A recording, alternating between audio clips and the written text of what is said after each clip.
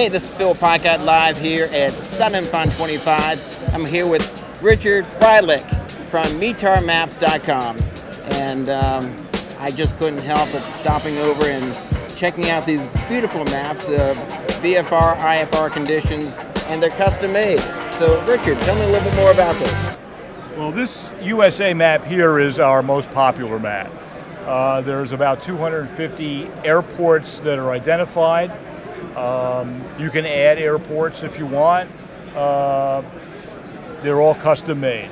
What we see here are the 4 flight conditions, which is green for VFR, blue for marginal, red for IFR, and magenta for low IFR.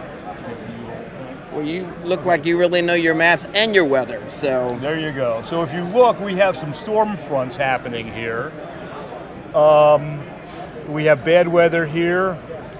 Do not fly. This is IFR. And when they're blinking like that, that means they're windy. They're windy. Okay. So knowing the winds is the third component of making a decision whether you want to go fly or not.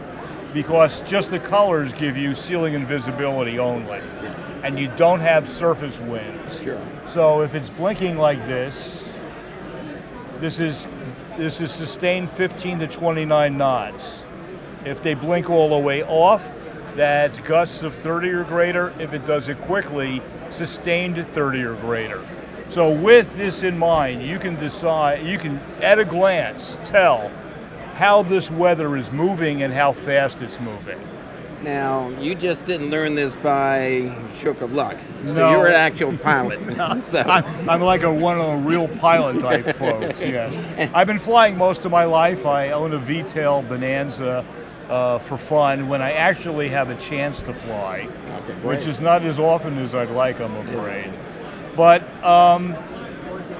so my background is... You mentioned Apple Computer. So. Well, it was a tier 1 provider to Apple. Okay. And I was director for production systems, Awesome. IT. Yeah. And so I retired from that and decided I needed something else. I was sitting on the back porch looking at the ducks on the lake and going, I just can't do this.